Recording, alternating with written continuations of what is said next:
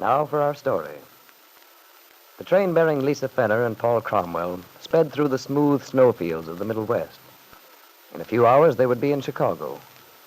Lisa was the young woman with whom Kit Meade had shared a house at Malibu Beach during her stay in California.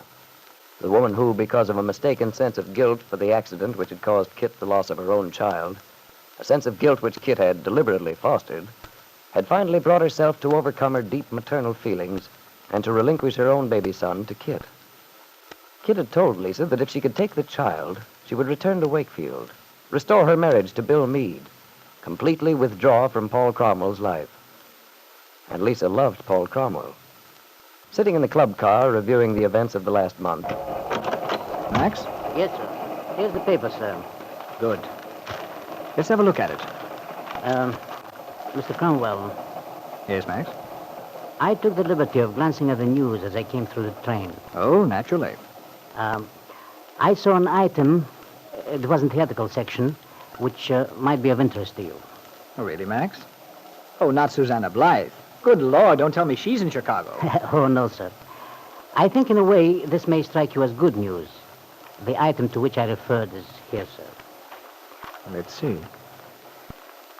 The Fred Astaire of the Niteries clicks solidly in his recent opening at the Cobra Room. Lance Fenner, whose intricate patterns and subtle timing had the... Lance. So Lisa's husband will be... Huh. Well, I foresee an eventful stay in Chicago. You're not worried, are you, Mr. Cromwell? Worried? Far from it. I only wish... Oh, no. But that's impossible. Impossible, Mr. Cromwell? Isn't it said that nothing is impossible? Well, perhaps. But I'm afraid my wish was a bit more than I could ever expect. What did you have in mind, sir? One never knows. I was thinking that I would like to see Lisa and Lance fall into each other's arms with loud cries of joy and have a nice lovers' reunion. It does seem unlikely. But strange things happen in a woman's heart. Strange is hardly the word, Max. You might even say weird. And I confess I've been at my wits' end lately. Mrs. Fenner is a very emotional young woman. Emotional? Lisa makes Scarlett O'Hara seem cold and unfeeling by comparison. You never know what she's going to do or say next. Well, Mr. Cromwell, if you'll forgive me, it was my opinion from the beginning that you were being rather unwise. Oh, I know, Max. I should have listened to you. But you see, the whole situation was so complicated. Lisa suddenly arriving in Malibu from San Francisco, all in a dither about Lance's walking out on her, and then Kit's blowing in from Wakefield. I couldn't let Lisa down. She was in a bad spot. And now, Mr. Cromwell, you're in one yourself, it seems to me. Yes, I suppose I am. It is at the moment. But once we get everything straightened out about the baby, we get that settled legally, well, then Kit and I can begin to live our own lives. And Mrs. Fenner? Something may happen. Sufficient unto the day is the evil thereof, Max.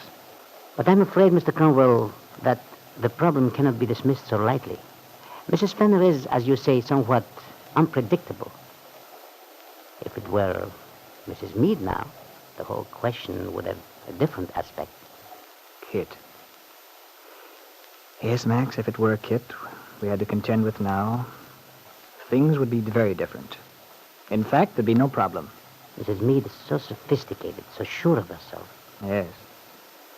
Yes, indeed she is. Have you heard from Mrs. Meade lately? No, I had just a couple of very brief notes. Kit's not much of a correspondent. Never has been. But I imagine if there were any startling developments in Wakefield, she would have written. I can depend on her. I hope so. What's the matter, Max? Out with it. It's just, Mr. Cromwell, that I've been a bit worried. Worried, Max? Yes. Disturbed, you might say. I'd like to take the liberty of suggesting that you exercise great care in your dealings with Mrs. Fenner. Don't expect too much. Or rather, expect the worst. The worst? I believe you should keep a careful eye on her. Well, how can I keep a careful eye on her? Do you expect she's going to disappear on a very respectable train? I'm not concerned about what happens on the train, Mr. Cromwell.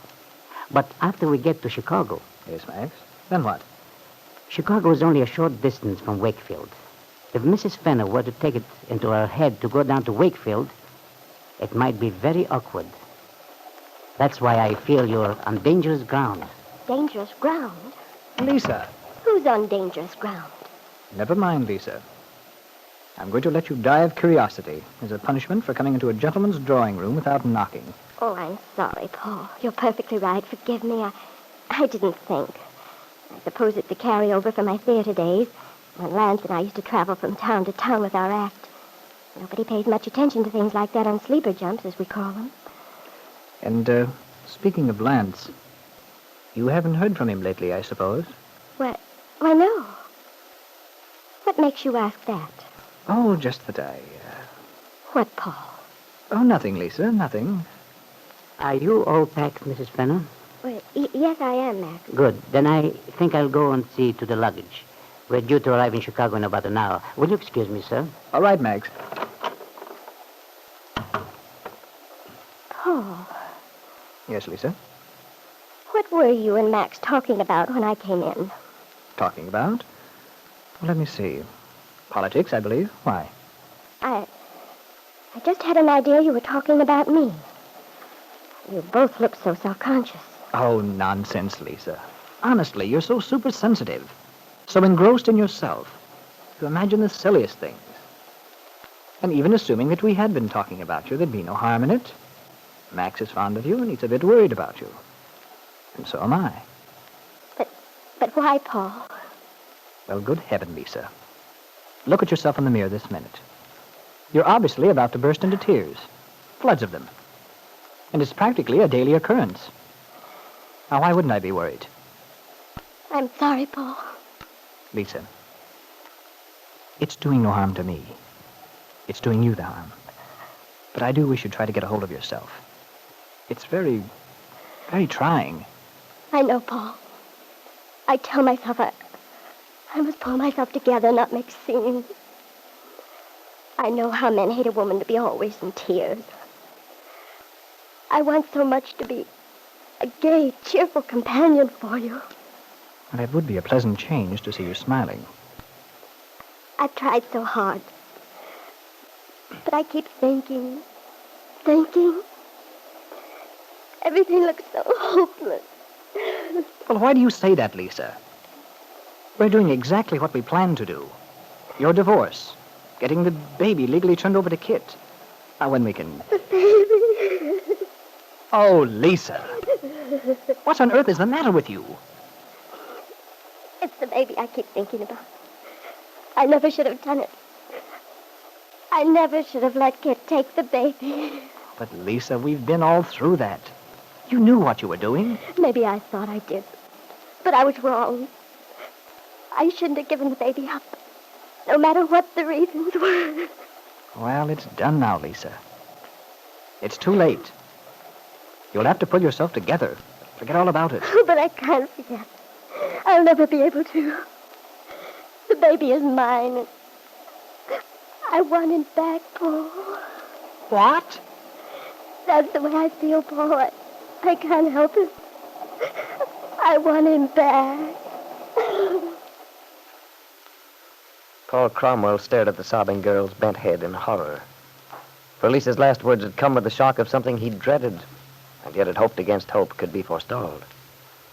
If Lisa really meant what she'd said, if she attempted to reclaim her baby son, all Paul's plans with Kit Meade would be ruined.